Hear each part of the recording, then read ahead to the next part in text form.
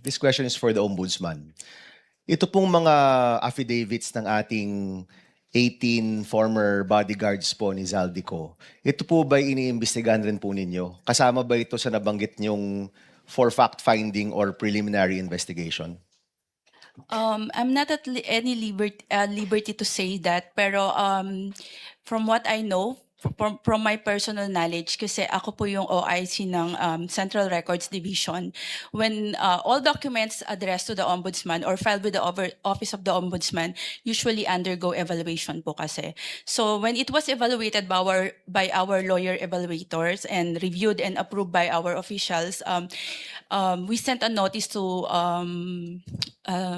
Attorney Baligod saying that what the office requires is yung tigi-isa pong affidavit for the Marines to declare or to state their personal knowledge dun sa mga statements Hindi nila. po yung kolektibo. Yes, kasi Okay. parang collective, isa lang po yung joint affidavit nilang lahat. So when it was evaluated, sabi po nung lawyer evaluator namin, and then it was reviewed and approved by our officials na parang hindi pwedeng lahat sila, iisa lang ang sinasabi. Kasi yung mga sinasabi nilang dinala nila, ilan lang naman doon ang nandun na present. So others hindi naman din present. So Okay. they cannot have a collective affidavit. Okay, so kung kumbaga po, siniseryoso ninyo itong mga aligasyon na ito at nag-next step kayo, which is to ask for individual affidavits. Tama po yun, Attorney Batu? Yes, Your Honor. At nakapag-submit ba ng individual affidavits?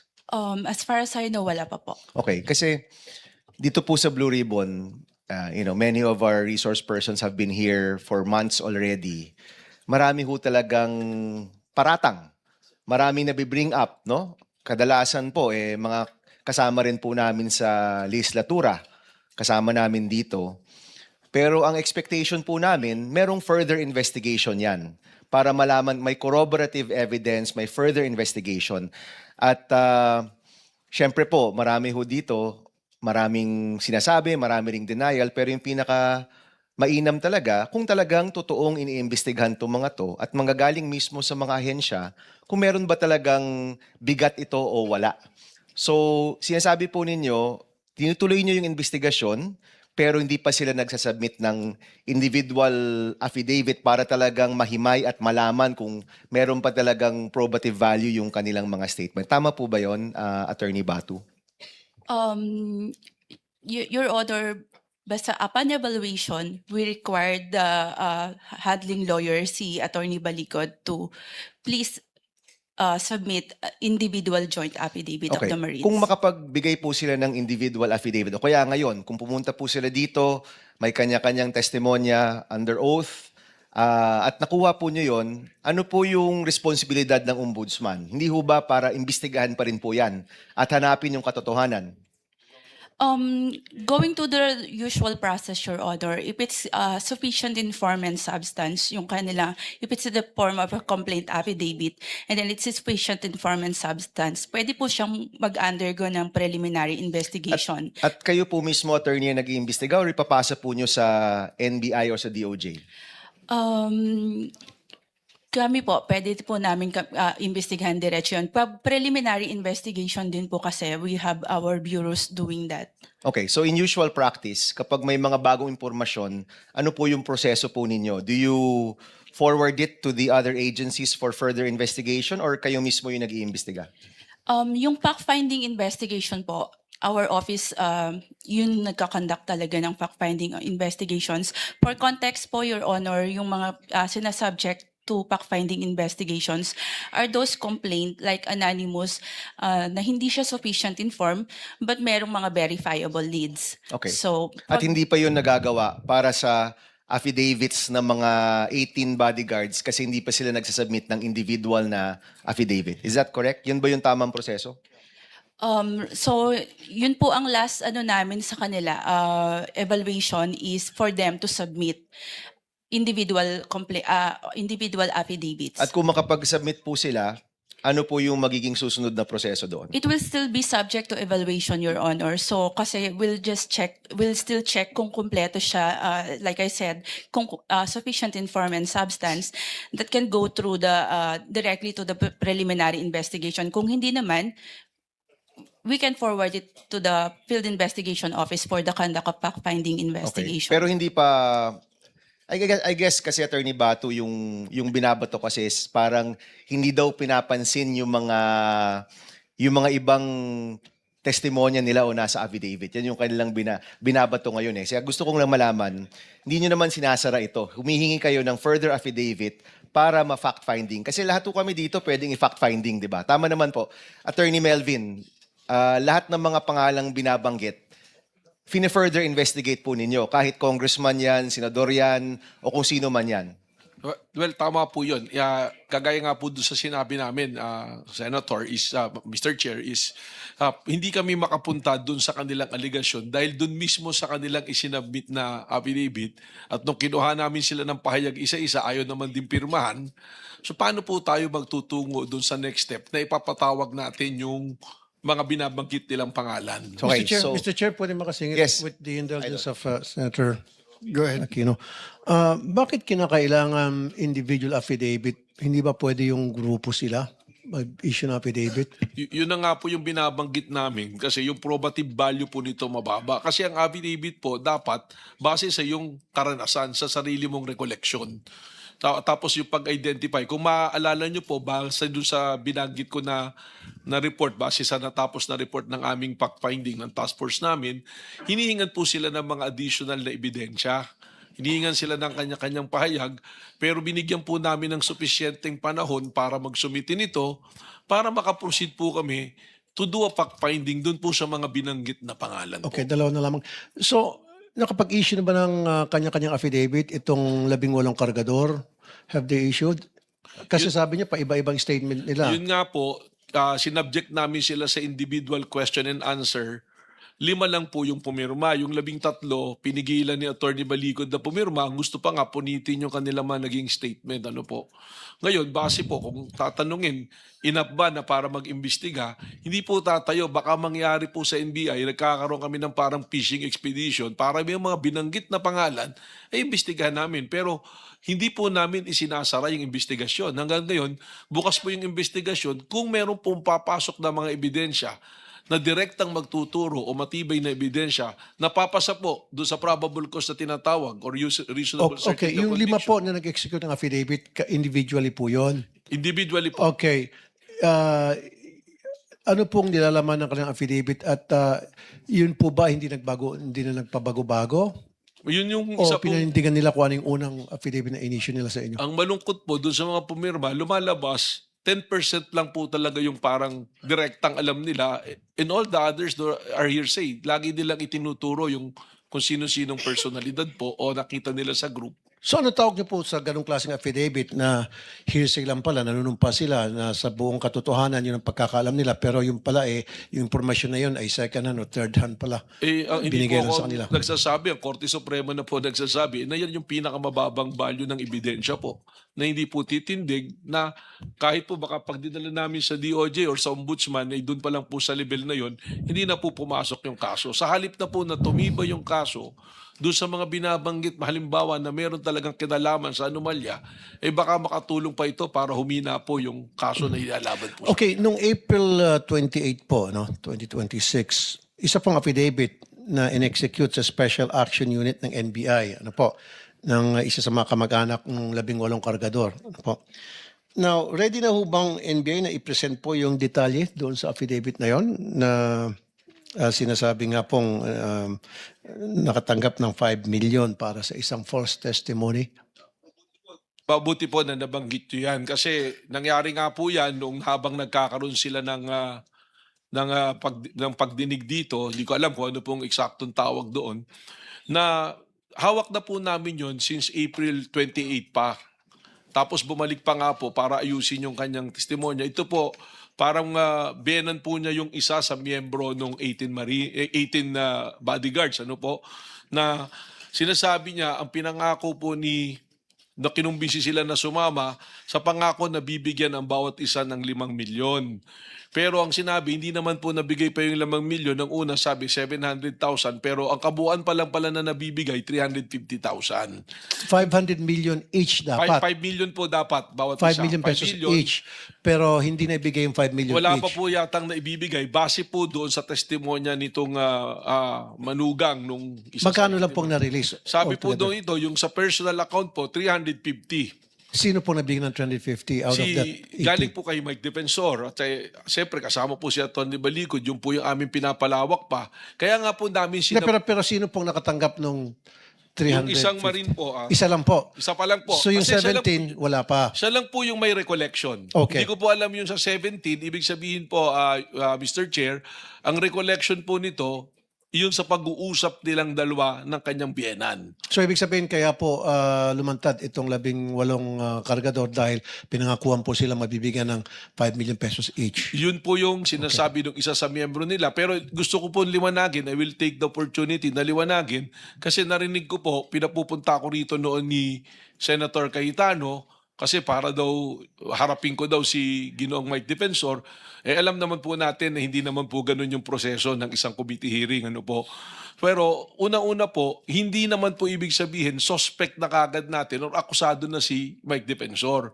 Ang NBI po, nag-i-issue po kami ng subpoena hindi dahil pinagsususpetsahan kayo, kundi as a part of our fact-finding. Inaalam nga po namin, ang sabi ko nga po, kung mapatunayan namin na itong taon to nagsisinungaling laban kay Mike Defensor, tutulungan pa po namin si Ginoong Mike Defensor na habulin at papanagutin po yung tao na yun. Okay, last na naman. No? Halimbawa po, napatunayan ng NBI na totoo ngayong aligasyon sila po ay tumanggap ng 5 million in exchange for false testimony. Ano pong kaso noon? Well, may pananagutan po yan sa revised penal code kasi yung pong ikaw ay naghihimok ng titistigo para kasuhan ng kriminal yung isang tao na wala naman talaga basihan, pinaparusahan po yan sa ilalim ng ating revised penal code. At yung pong nagtistigo nagbigay ng false testimony kapalit ng pera, ano pong kaso noon? May kaso rin po yun, pwedeng managot po ng perjury po. Maraming salamat po, Mr. Thank Chair. you. Mr. Chair, with the indulgence of Senator Bam, I'm done, Mr. Chairman. Yeah, Mr. Risa. go ahead. Is that the only... a follow-up question, sige, Mr. sige, Chair. okay. Salamat po. So, malinaw na dun sa mga aligasyon ng 18 ex-bodyguards, nagpapatuloy ang investigasyon ng NBI. And then kung kanina sa ombudsman, ang next step dun sa mga aligasyon nila ay pinagsusumiten nyo sila ng tigi-isang individual affidavit. Sa DOJ naman po, ano yung next steps ng department dun sa mga aligasyon ng ex-bodyguards? Well, as far as the DOJ is concerned, ma'am, we will work together with the National Bureau of Investigation. Kasi meron po tayong doon sa fact-finding or doon sa case build-up, dapat po magkatuwang yung public prosecutors at saka yung ating law enforcement. No? So, yung sinasabi kanina ni Director, binabaan pa nga daw po nila yung antas ng ebidensya, which is probable cause only. But again, as far as the department is concerned, there is already a higher standard, which is prima facie with reasonable certainty of conviction. Kung dun sa sinasabi ni Director, hindi na lumulusot sa probable cause, with all the more reason, it cannot prosper or not even be accepted by the department. Kasi sa department po ngayon, hindi po common na i-submit o na i-file yung kaso. Automatic, it will be docketed as a criminal case and subject to preliminary investigation. Ang mangyayari po, ito po'y dadaan pa rin sa masusing evaluation para malaman kung sapat na po ba yung ebidensya at kung ito'y sapat na, saka pa lamang po ito aakyat para maging isang kaso, criminal case, which should be subject to PI. Tinitiyak po natin kasi na kung magsasampa tayo ng kaso ngayon, hindi lang yung for the sake of filing it, but one which should really be able to withstand the rigors of trial kung darating po tayo sa punto na yon. So, if that is the case, sa malamang at sa malamang ho, kung sa probable cause hindi lulusot, sa malamang ho pag sa evaluation pa lang, baka hindi na rin po makalusot sa department yan. All right. Salamat, Mr. Chair. Gusto ko lang i-make of record na na-appreciate ko po yung efforts ng DOJ, ang Office of the Ombudsman at saka NBI, lalo na yung huling sinabi ni Prosecutor General Fadulion, may certain liberality na sinusubukang gamitin and yet hinahanda ng maayos kung anumang mga kaso para talagang ang maging resulta ay mahanap po yung katotohanan. And I hope everyone around the table and even those na hindi dumalo sa table ay na-appreciate po yung effort na ganoon. Salamat, Mr. Chair. Thank you. Just a quick Senator question, Mr. Pangilinan. Chairman. Sabi ng ating representative ng Ombudsman, ang hiniling nila ay gawing individual affidavits dahil nga omnibus affidavit yung sinumite.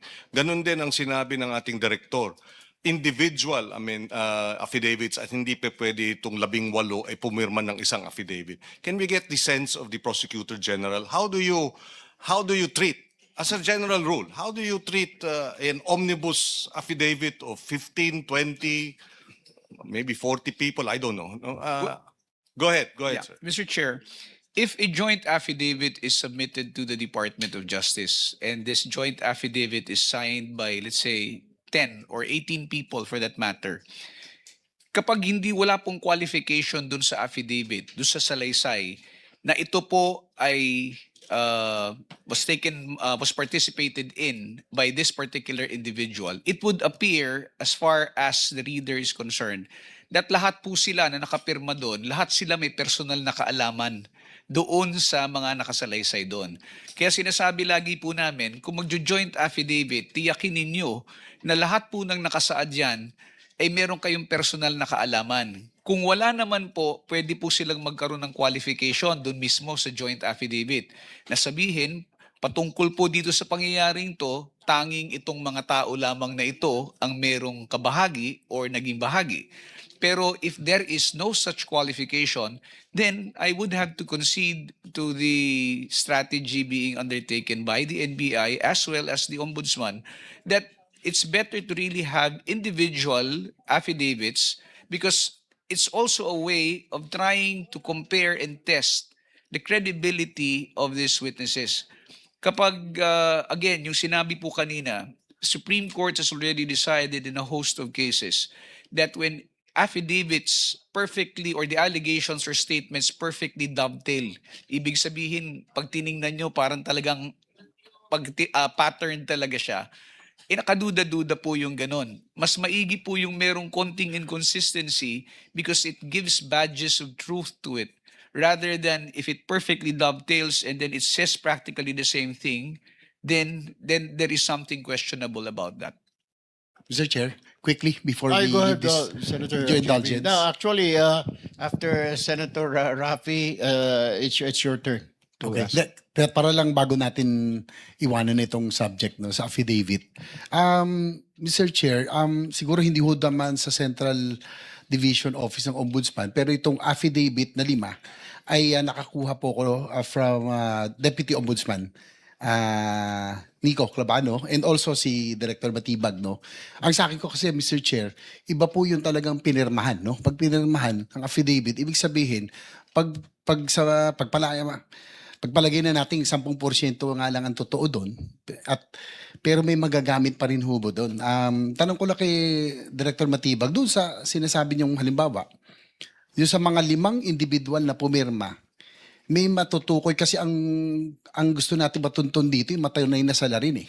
Kahit papaano sila kung meron silang personal knowledge, kung talagang yung kanilang isinalaysay, kahit pa 10% o 20%, ay sa tingin nyo ba pwede magamit para matukoy yung mga tunay na salary nito? Dahil baka pwede, sabi ko nga, yung 18 yun, maganda kung sabihin nila rito para maitahi natin. No? Para malaman natin at matuntun yung mga talagang may kagagawa nito. Sige, Director Matibag. Well, salamat po, Mr. Chair. Tama po yun, no? Pero dun po sa 10 hanggang 20% na sinasabing totoo, yung participation nila sa driver, ganyan, hindi po ma-establish pa rin talaga kung nakita nilang actual na may pera ba talaga, may dala. I will cite an example. Yung isa po sa pumirma, si Hil Nabidad, yung pong isa sa mga 18. Tinanong siya, kasi may allegation siya ron, nakasama siya nag-deliver.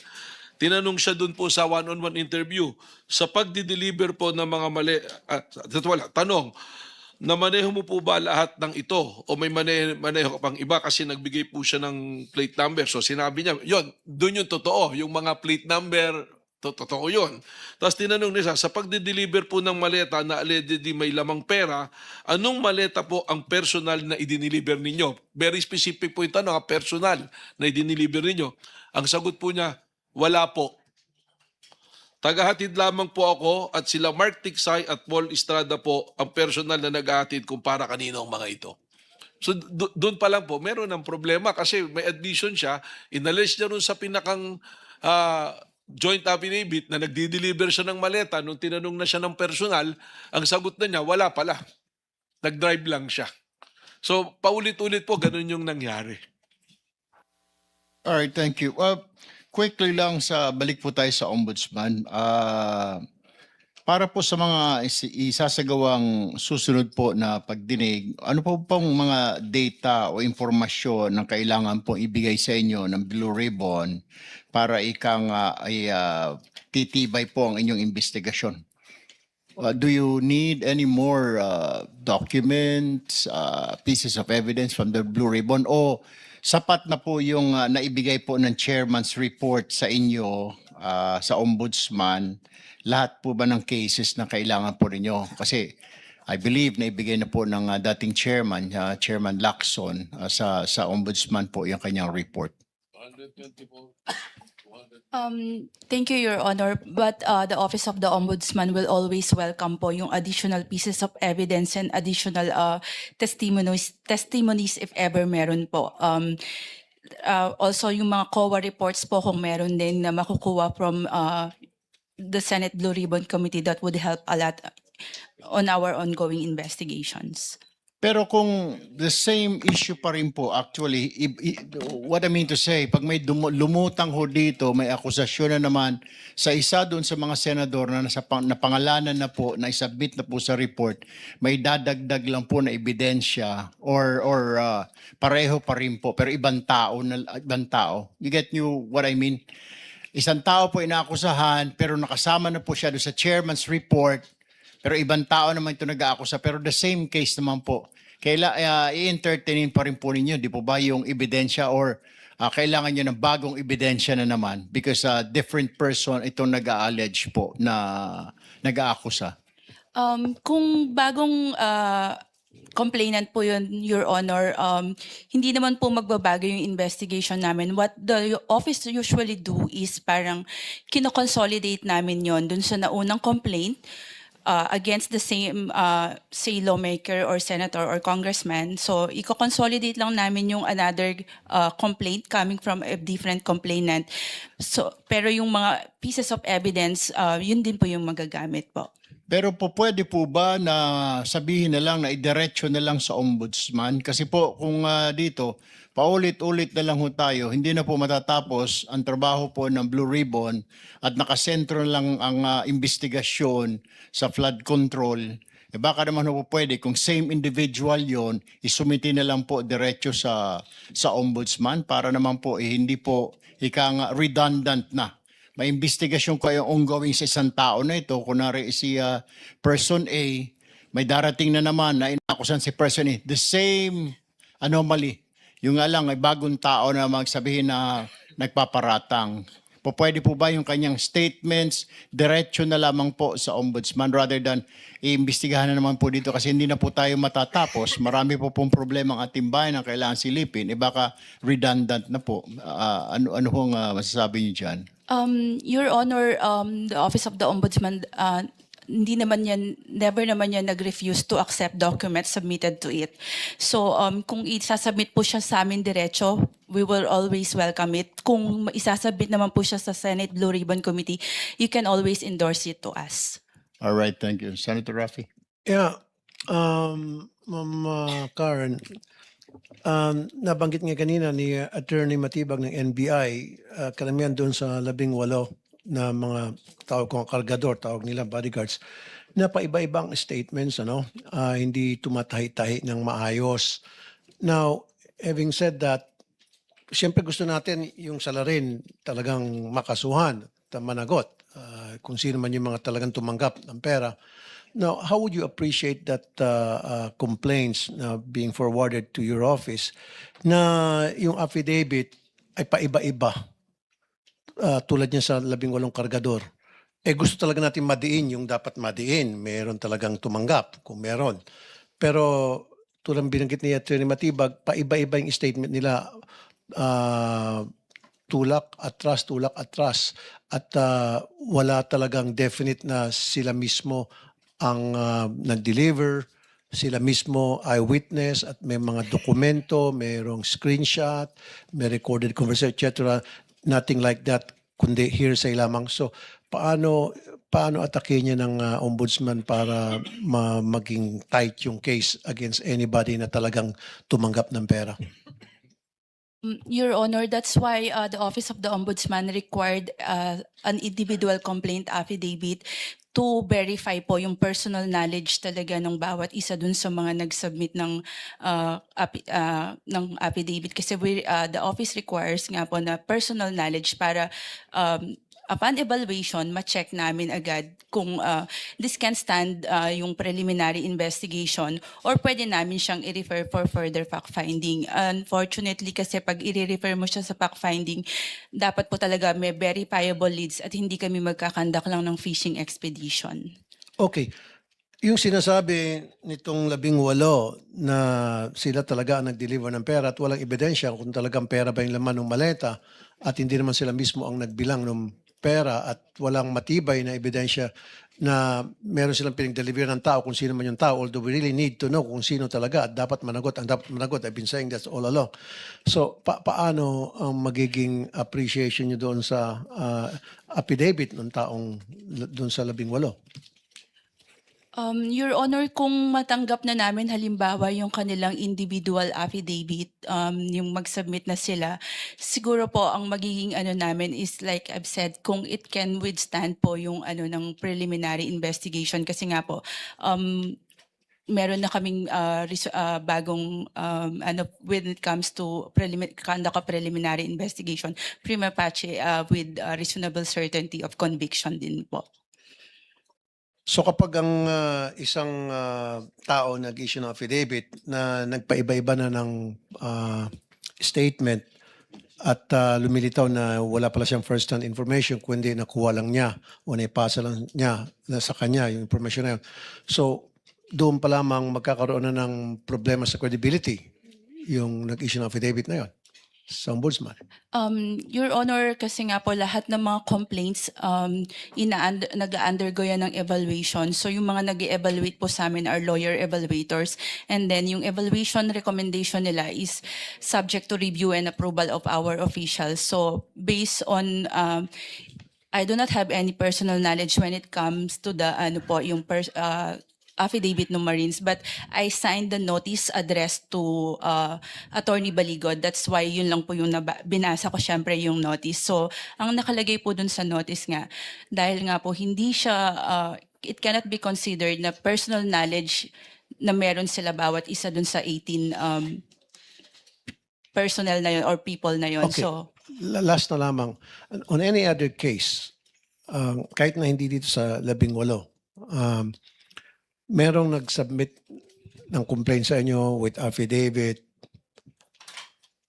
Paano po approach yun? Once na na-receive nyo po yung isang affidavit against anybody, Your Honor, the usual process, pag ano yung mga hinahanap nyo opo, usually doon sa nag-submit ng affidavit? pag nag-submit po yan ng affidavit or ng complaint affidavit sa amin, Your Honor, dumadaan po muna yan sa verification to see kung meron siyang similar or earlier complaint na. So as na hindi siya magdoble-doble. So pag na-verify, say wala siyang existing complaint or previous complaint, similar complaint sa Office of the Ombudsman, it will undergo evaluation. Okay, doon sa evaluation, maghanap ba kayo ng pieces of evidence, hard evidence, to corroborate doon sa sinasabi niya sa kanyang complaint affidavit? Pwede pong ganun, Your Honor, kasi one of the recommendations na pwedeng gawin ng lawyer evaluator is to dismiss it outright kung makita niya na frivolous lang yung mga complaint. So in other words, maghahanap kayo ng ebidensya, like I said earlier, na mag-corroborate doon sa sinasabi sa affidavit. Kasi kung hindi, frivolous nga yun, sabi mo. initial evaluation pa lang po yun, Your Honor, pero still ini-evaluate po namin siya kung yung sinasabi niya sa affidavit is supported by evidence. Okay, last na lamang talaga. So base po na sa mga narinig natin ngayon lahat doon sa sinabi ni Director ng NBI na si Attorney Melvin Matibag, paano mo po madidescribe yung testimony o itong pinagsasabi nitong 18 kargador? Your Honor, hindi ko po siguro pwedeng sagutin yan because I did not evaluate that Okay. affidavit. I understand. Maraming salamat, Mr. Chair. Thank Follow-up you, question, Mr. Chair. Go ahead, Senator. Just a quick question kay Director Matibag. In-interview ba ninyo at kinuha yung affidavit ni Attorney Baligod? Yung pong 18 Marines po, 18 kargador, in-interview po namin isa-isa. Hindi, si Attorney Baligod. Hindi po kasi hindi naman po siya subject doon. Actually, gusto na siya interviewin siya, si Mike Defensor, ayaw nila eh. Hindi, kasi Wala po kasi kaming contempt power or to force them. kung na-monitor nyo yung hearing dito, o yung bogus na hearing, Yes. siya ang nagpapaliwanag. Siya Tama.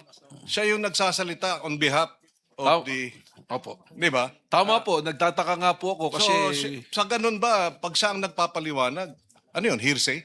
Well, ang nangyari na nga po niyan, it validates and strengthens the findings of NBI na mukhang kinoach na tinuro. Kasi ganito po yan, in-approach niya yung 18, actually 26 nga po nung una yan, naging 18, tapos in-house niya mula November hanggang February, at siya ho yung nagsulat nung joint affidavit. At tama po, Mr. Chairman, nagtataka nga ako, medyo marami-rami na rin po nga akong na-attend naman na committee hearing na kung saan ang abogado sa likod pinapaupo at bihirang-bihirang pagsalita. Yun po yung ipinagtataka ko bakit si Attorney Balicod ang nagsasalita. Baka mas mabuti po para sa akin, gumawa na rin po siya ng sarili niyang affidavit at siya na po mismo magreklamo base sa kanya mga narinig. Yun lang ang tanong ko actually, kasi nga, yun nakita ko siya mismo, and you're right, it's and for the record, it's a violation of our rules in Senate proceedings when a lawyer speaks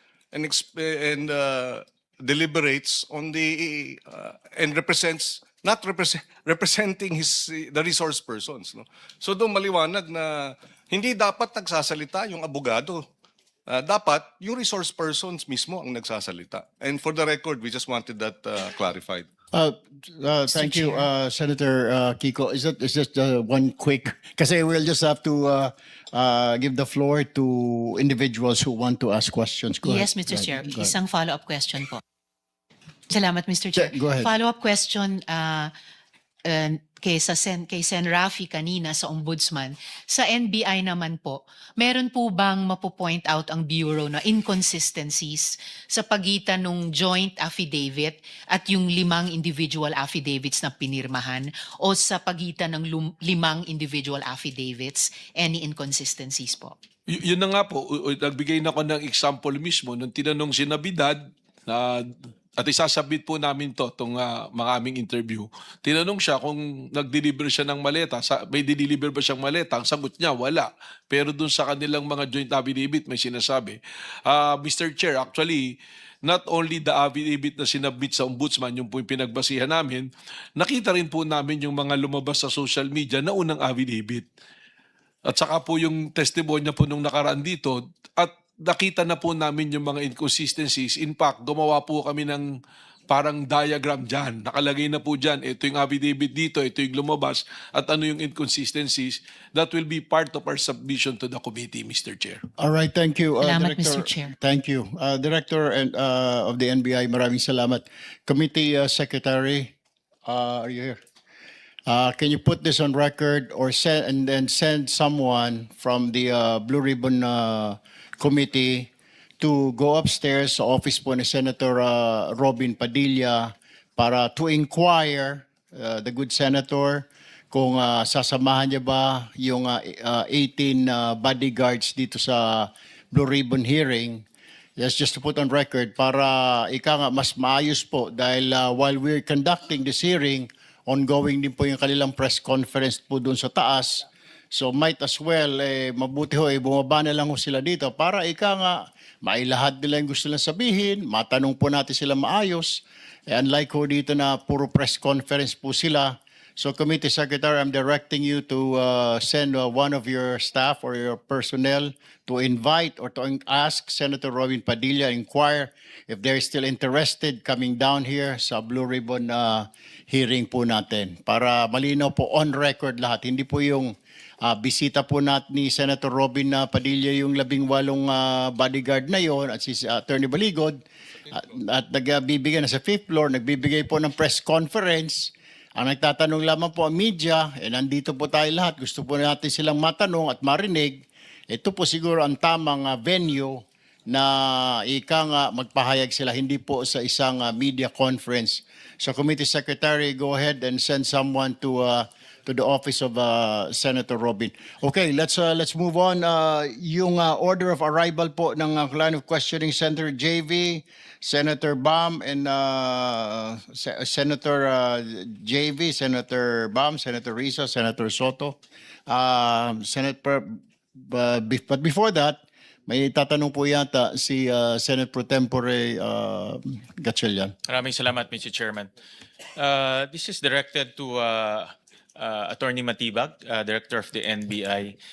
Meron ho kayong mga nasabi sa media na merong informant. No? Actually, tutuloy ko lang po yung tanong ni Senator Raffy na meron kayong informant na nagsabi na si Mike Defensor ay nag-offer ng 5 million pesos dito sa 18 bodyguards. Can you give us a narration of that? No? And base sa inyong statement, meron ring sinumpaang salaysay ito. No? Meron po kasi kaming, sa NBI po, we function na meron pong mga tinatawag kaming all power assets na nag-gather po ng mga intelligence report yan. So, he came across dito po sa parang, hindi po son-in-law talaga, but he is a partner of the daughter nung isa sa mga, sa 18 na bodyguards. I think siguro for purposes na mas malinaw, pwede ko na rin sigurong banggitin yung pangalan. Total, napadala naman na siya ng nasa Actually, tatanong ko nga ano yung pangalan niya. Si Anselmo Taberdo po, yung isa sa Marines, na yung may anak siya, at partner niya po itong nakausap ng ating mga ahente. At nagpahayag po siya ng malayang pahayag, recorded din po ito, nung April 28. And I will also submit yung pong parang salaysay niya na kanyang pinirmahan, malayang pinirmahan, na ang sinasabi po rito sa salaysay na itong si Anselmo Taberdo ay isa sa mga doon sa 18 na in-approach ng grupo ni Mike Defensor at pinangakuan ng 5 milyong piso kapalit ng pagsasalita. Ang sinabi, malinaw pa nga po, sinabi mag-a-appear sa media at magkakaroon ng testimonya. So, doon po ang pangako 5 milyon at kaya po binabanggit niya to, personal sa kanya, sinabi niya na silang magka-partner, may anak po silang isa, ay pinangakuan ng 500,000 para makapagnegosyo sila. So, ngayon, nung tinatanong yung 500,000, doon po naikwento na ang naibibigay pa lang daw ay 700,000 pero eventually, bumalik po siya nung May 6 sa aming pong tanggapan para magdagdag pa ng kanyang testimonya at nilinaw niya na hindi pa pala nabibigay talaga yung 700,000, 350,000 pa lang yung nabigay at utay-utay pa po itong naibigay. So, nung pong magkakaroon ng sila na nagpatawag dito nung June na yung parang pagdinig po nila rito, we contact itong person na ito to validate ulit. At katunayan, sinusurveillance at sinusundan pa rin naman po namin siya. Kasi nga po, kakaibat nito, nagpadala lang kami ng subpoena kay Mike Defensor at kun po kay Anselmo Taberdo para pagbigay linaw po dito sa testimonya nitong tao na ito. Yun po yung sinasabi natin, Mr. Chair, na lahat po ng papasok na ebidensya sa amin sa NBI ay binibigyang halaga namin at amin pong sinusundan. Director, can you state the name of this informant? Is it possible na sabihin yung kanyang pangalan? Well, pangalan po niya ay si Brent Tragasa. Siya ay 28 years old. Fred Ragasa. Opo, Brent po. And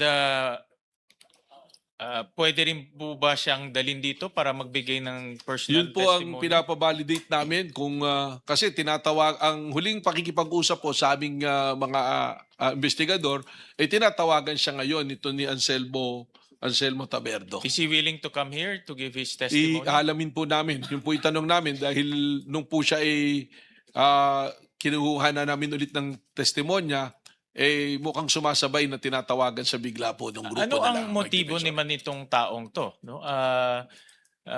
Gusto ko malaman bakit siya biglang nagbigay ng ganitong information considering na parang son-in-law siya. Tinitingnan po namin, base sa kwento niya, mukhang meron ng diferensya yung magka-partner at siya ngayon yung may dala dun sa anak niya. So parang may personal reason po na tungkol dun sa kanilang relasyon. At maaari yung isang dahilan ay pinag-iisipan, hindi dumating yung talagang pangako na 500,000 bilang parte dun sa makukuha dapat na 5 milyong piso. Yung parang may because of that personal circumstance Maaari yun po ang dahilan. nagsalita siya doon. And based on your analysis, itong informant ba is a credible witness? Itong si Ragasa, si Mr. Ragasa. Pag binalidate po yung kanyang personal circumstances at relationship, maaari po talagang napagkwentuhan. Doon na nga po, Mr. Chair, pumapasok yung aming kagustuhan na ipatawag si Anselmo Taberdo at si Mike Defensor para po mas mabigyang linaw yung testimonyang ibinibigay po nitong tao na ito. And base ba doon sa information, na-consummate ba itong 5 million na ibigay ba? Hindi pa po. Lumalabas po rin sa huling statement. 350. 350 pa lang po yung kabuang natatanggap. Pero may mga kwento pa po siya na siya ay yung mga lugar. Kaya po nagkaroon ng credibility sinundan namin. Yung mga lugar na binabanggit kung nasaan yung 18, tumutugma po rin sa kanyang istorya. Mm-mm. And nasaan na itong taong to? Is he under NBI custody? Wala po sa aming kustodiya pero alam po namin kung saan siya nakatira. Dati pong nasa Taguig, lumipat po ng tirahan at amin po siyang minamanmanan po. Okay. Naka-surveillance po. And then gusto ko lang ho rin matanong itong informant na ito, nag-appear personally sa NBI? Opo, 2 beses po. Katunayan, nung isang beses nagpunta siya, mayroon pang isang media personality na nakapag-cover po sa kanya. At recorded po lahat ang kanya pong pagdalo sa NBI po. Pasabit na lang sa committee rin yung in confidence, no? I know this is a confidential matter. For the pasubmit na lang sa amin yung video as well as yung transcripts ng interview We'll comply po, Mr. para Chair. we can look at it. And then balikan ko lang kanina yung inyong presentation, Director, no? Based on your analysis, doon sa mga sinumpaang salaysay nung 18 bodyguards, anong analysis nyo, no? Bottom line, no? Kasi nakita ko marami kayong standards na sinusundan. Opo. And these are legal standards na ayon sa batas. But based on your analysis, ano ang itong kanilang mga sinumpaang salaysay? Ano ang inyong analysis dito? Well, unang-una po, yung pinagsamang sinumpaang salaysay nila na isinumiti sa ombudsman, medyo marami pong kaduda-duda. Sabi ko nga, kung meron pong katotohanan doon at hindi base sa hearsay, mga 10 to 20%, malaki na po yung 20%. At nung breakdown pa po namin ito at tanungin isa-isa yung 18, lalo pong napagtiba yung aming pananaw na ito ay hindi namin maaaring magamit para magsampa ng kaso doon sa mga taong nabanggit. At higit pa po dyan, lumalabas na talagang mukhang sinulat at kinotes, corroborated po yung pagsusulat nitong pinagsamang sinumpang salaysay. In addition to this, tiningnan po namin yung mga pronouncement sa media, sa social media, yung unang mga lumabas na pinagsamang sinumpang salaysay, marami pong inconsistency masyado na magiging problema po pag amin pong inakyat sa prosecution at pati na rin po sa korte kung ito ay tatayo. And kung ganon, meron bang violation of the law na ginawa itong mga taong ito? Sa Dahil ngayon- meron silang sinumpaang salaysay. Pumunta ba sila sa NBI to personally give the statement or meron ba silang personal narration sa NBI? Sinubwi na po namin sila, pumunta po sila. Yung una, ayaw nilang magbigay ng pahayag. So binigyan po namin ng pangalawang pagkakataon. Kasama po sa sinubwi na dyan nga sila, yung mga may kinalaman, si Bishop Efren Tindero, si Mike Defensor, yung asawa po ni Mike Defensor, mga ilang personalities po. Pero hindi po nagbigay ng testimonya yung iba. Nung bumalik po sila, Ilan po nagbigay ng testimony? yung pong 18, nagbigay po ng testimonya nila, pero doon po sa 18, 5 lamang po ang pumirma, Mr. Chair. Yung 13 po, pinigilan ni Attorney Balicod na pirmahan at gusto niya ay kanya munang reviewin yung naging mga statement ng 18. Nagkaroon pa nga po ng insidente na gustong punitin ni Attorney Balicod yung mga testimonya ng mga 18 bodyguards na hindi naman po natin pinayagan. Kaya meron po kaming hawak na 5 yung interview po. Alam niyo po yung parang blatter na question and answer na pirmahan po nung 5, yung 13 hindi na po pumirma. I would assume na kung buo yung loob mo magbigay ng testimonya, pupunta ka doon, magbigay ka testimonya, permahan mo. Tama po yan, Mr. How Chair. come mayroon pang commotion and drama na nangyari na may pupunitin at hindi pumirma lahat? Marami pong drama nangyari. Yung unang patawag pa lang, ano po. Actually, nung unang patawag pa lang po, mas mahaba pa yung naging salita ni Mike Defensor at ang kanyang abogado sa media ng NBI kaysa po makipag-usap ng maayos sa aming mga investigador. At illegally, binidyo capture nila yung pag-iimbestiga tapos inilabas nila sa media. So may mga behavior po na ganun, pero ang naging instruction po natin doon sa ating mga investigador is to exercise maximum tolerance kasi alam naman po natin parang politically high profile itong kaso na ito, kaya atin pong iningatan hanggang sa nung nagbigay na po sila ng pahayag nila at ayaw namang pirmahan. Kaya ang hirap din pong gamitin. Tama po, pero meron din po kaming recording, lahat po ng proceedings, siningi namin ng kanilang consent na amin pong i-video record yung buong proceedings at meron po tayo noon. Ipaki-submit na lang sa committee rin Opo.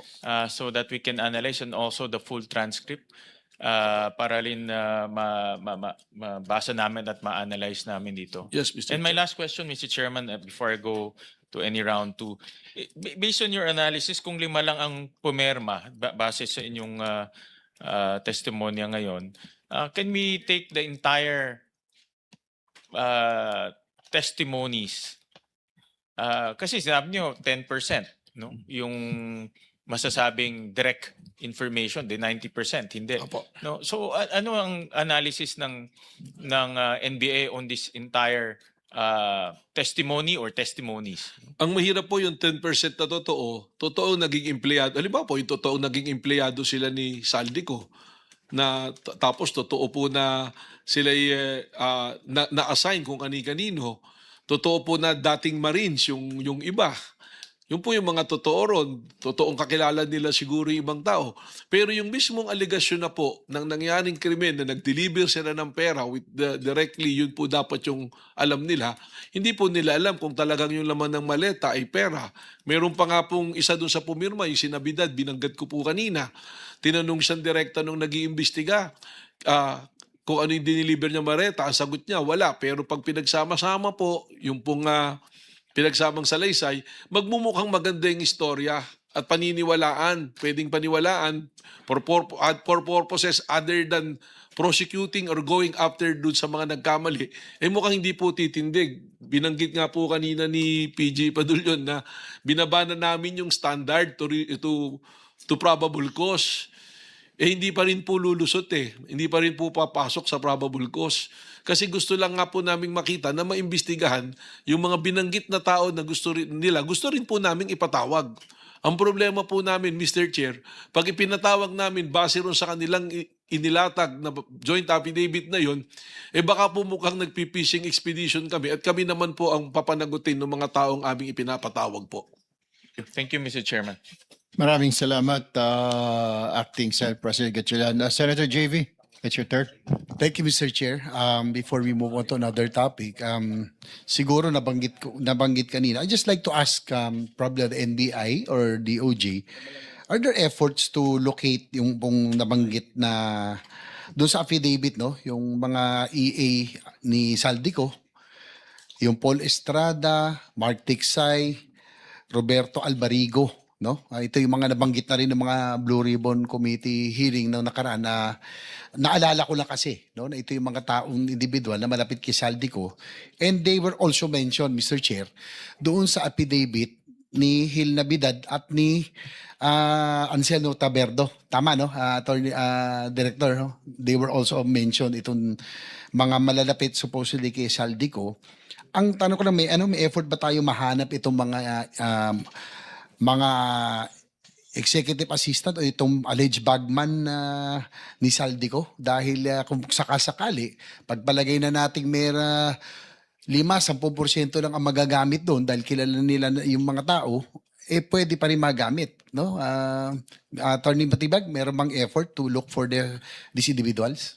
Well, we are willing to see issue sa PIDA to them. Gayon po.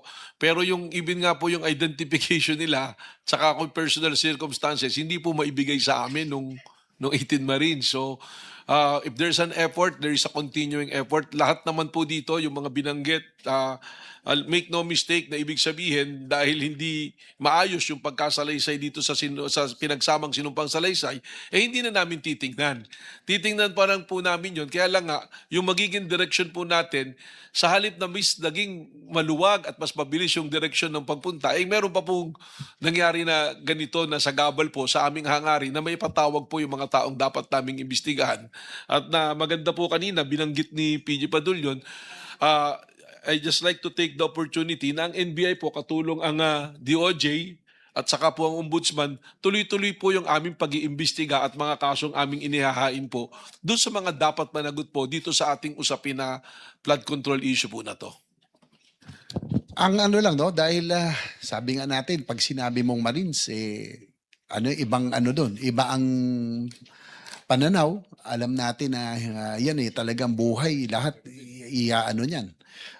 Iaalay niya para sa bayan, no? Ang sa akin lang po ay Mr. Chair, kung siguro nabanggit ni Attorney Matibag, doon po kasi sa handling mukhang hindi maganda, no? Yung mga handler, baaring doon sa mga kaunting, kaya nga po nag-aapi na nga tayo doon sa doon sa 5 na nag-execute ng affidavit, maari pong may magamit pa doon no?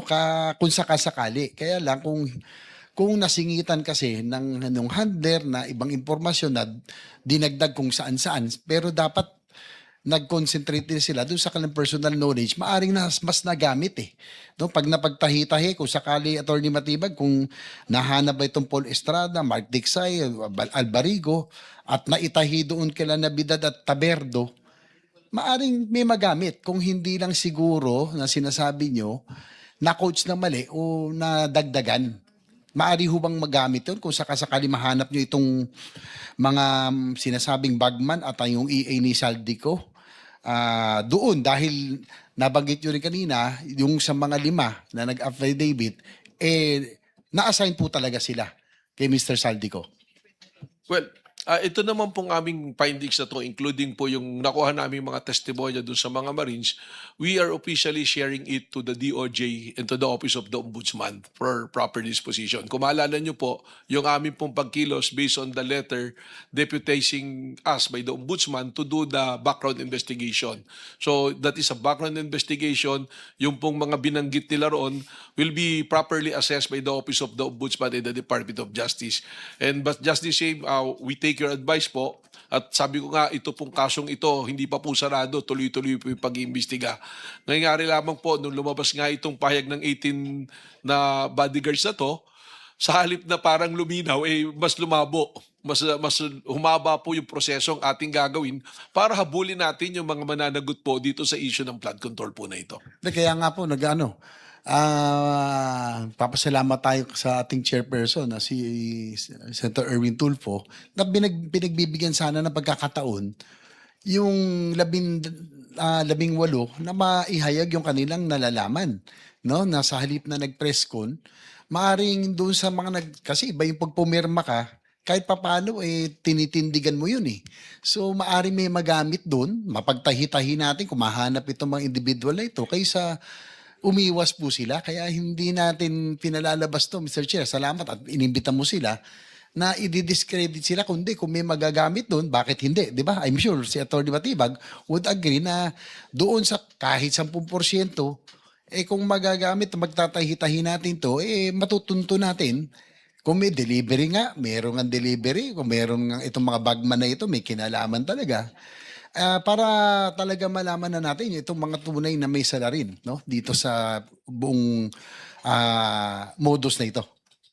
Yan, ano lang po, salamat po sa tanong ni Senator JB, Mr. Chair. Let me state po that the NBI will be relentless in pursuing those who violate the law, lalo na po dito sa issue ng corruption. That is the commitment po ng NBI dito sa committee na to. Just to cite an example, just recently we are going after politically exposed persons. Recently po we arrested a director from SEC na nag-extort po. At meron po kaming sinusundan din na lead na medyo malaking personality po na hindi lang namin ibibigay po yung buong detalye, pero meron pong dalawa na malaking personality na tingin namin ay gumamit ng mga dami po para itago tong issue po doon ng flood control po. Right. Before we go to Senator Baum, just want to remind everybody, yung report po sa atin ng Blue Ribbon Committee Secretariat ay nag-aantay pa rin po sila ng sagot sa taas. Ayaw po silang bigyan ng sagot. Binibigyan po natin ng chance. We're inviting them to attend this hearing. Ang sagot po ng attorney po nila, si Attorney Baligod, natatakot daw yata na pag nag-attend naman po sila dito, baka i-cite lang po ng contempt ng komite. Hindi naman po ganon dahil ito po ay invitation lamang po naman, di po ba? And this is just a meeting. But anyway, go ahead, Sen. Bam. Maraming salamat, Mr. Chairman. Isa lang po itong manifestation. Marami po tayong tanong at yung mga tanong ho natin ay para sa 18 bodyguards na hinihikayat pa rin po nating mag-attend dito po sa ating meeting. Eventually, magiging hearing po ito and under oath, mapag-uusapan yung kanilang sinasabi, no? At malalaman natin yung katotohanan. Pero siguro po, yung mungkahi ko na lang to the agencies in front of us, ang DOJ, ang NBI at ang Ombudsman. Ito po, palagay ko ito po yung pakiramdam ng maraming tao. Kailangan ho nating iresolba itong issue ng flood control. Mag-iisang taon na po ang SONA. Yung SONA po, last year, dun po lumabas yung mahiya naman kayo at mag-iisang taon na po yan. Next month na po yan. So wag na ho nating paabutin ng isang taon na yung pinakamalalaking isda ay hindi po nahuhuli. At sana po gawin natin yan na wala ho tayong kinikilingan, we follow the law, we follow where the evidence leads us, at gawin ho natin yung nararapat. Kasi alam niyo po, may nagsasabi kasi nakalimutan na yung issue ng flood control. Yun po yung mga binabato po rin po. Pero hindi po nakakalimutan yung flood control. Dahil meron pong magpapaalala sa atin ng flood control yung panahon. Dahil rainy season na rin po ngayon. Kapag bumabaha na po sa Metro Manila, sa Cebu, sa Iloilo at napakarami pang mga lugar, pag bumabaha na po sa buong kapuluan natin, maalala ng tao itong issue na ito. At iisipin nila, meron bang nangyari?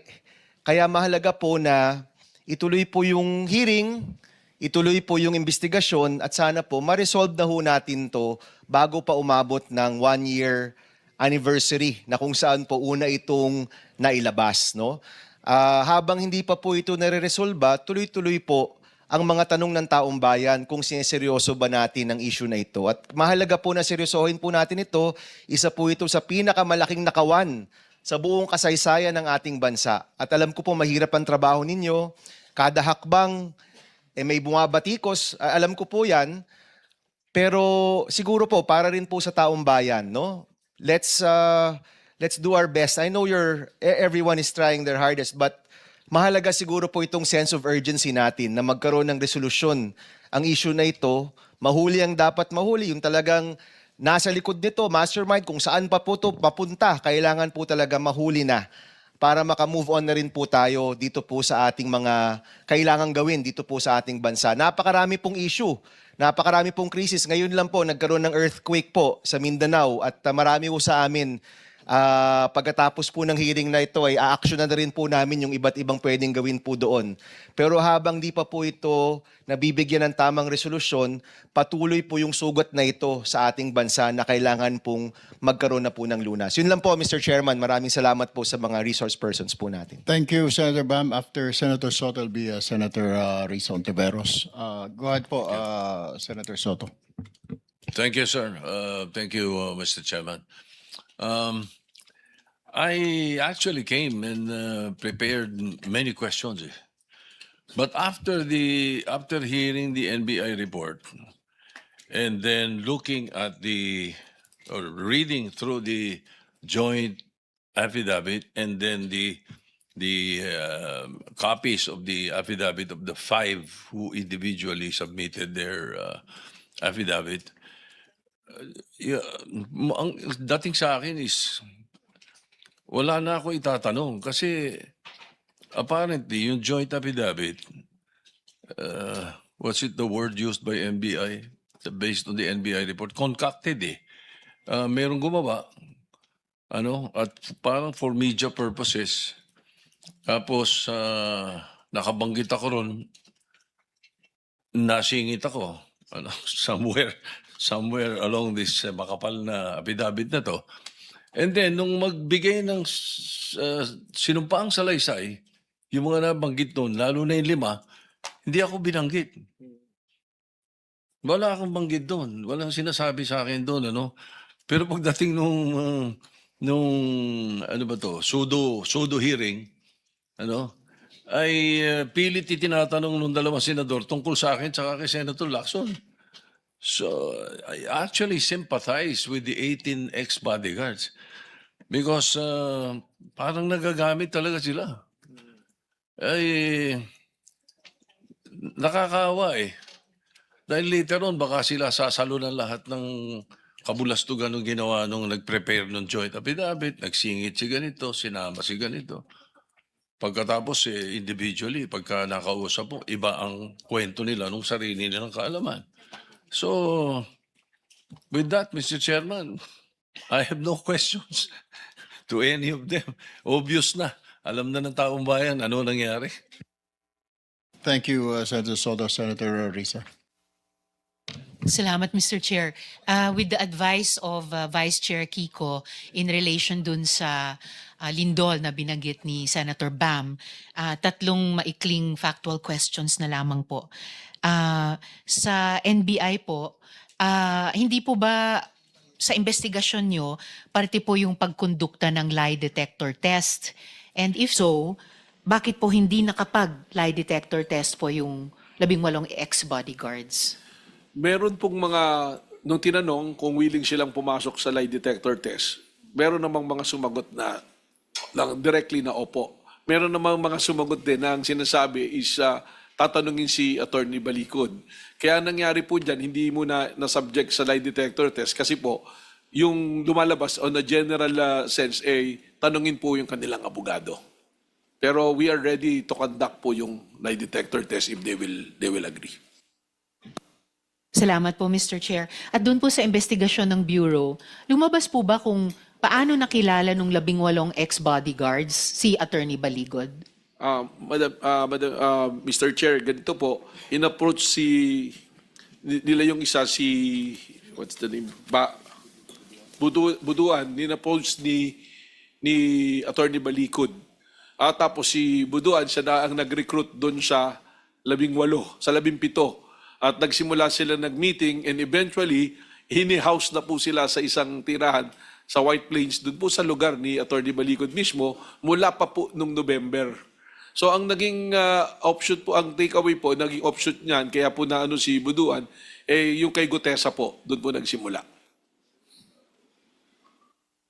Salamat, Mr. Chair. At huling tanong na lamang, so paano po nabuo yung grupong ito?